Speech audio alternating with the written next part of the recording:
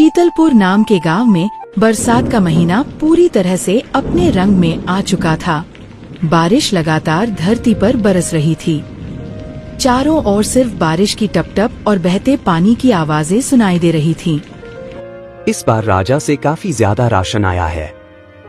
Truck भर के ration आया है गांव में, लेकिन काला सेठ उसे बांटने का नाम ही नहीं ले रहे। हमारा क्या होगा मंटू? बच्चा भी भूखा है और अब तो जलावन भी नहीं बचा। कब तक ऐसे जिएंगे हम? नहीं मिनी, अब और नहीं। बारिश जरा भी हल्की हुई ना तो मैं खुद जाऊंगा काला सेठ के घर, पूछूंगा कि आखिर क्यों नहीं बांट रहे राशन। यह हमारा हक है। हाँ मंटू, बात करो, नहीं तो हम ऐसे ही भूखे ही मर जाएंगे।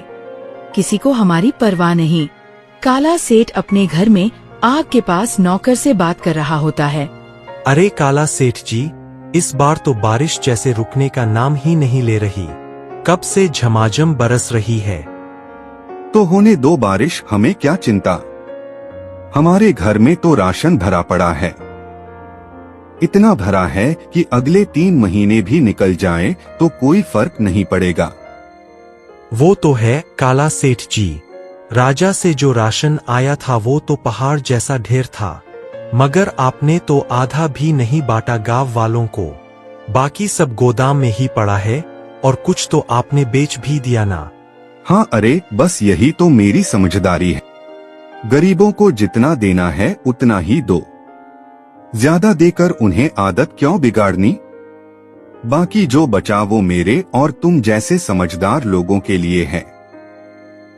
सही कहा काला सेठ, तभी तो आज हम आपके पास बैठे हैं, बारिश के मजे ले रहे हैं, गर्मा गर्म चाय पी रहे हैं और चिंता नाम की चीज दूर दूर तक नहीं। तभी काला सेठ बोला, इस बार मैंने एक और चीज सोची है। एक चालाकी भरी योजना जिससे अगली बार और भी ज्यादा राशन बचेगा।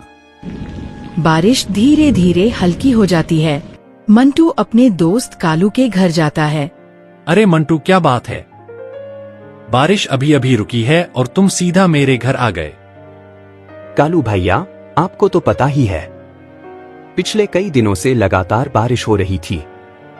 अब हालत ऐसी हो गई है कि घर में राशन का एक दाना तक नहीं बचा।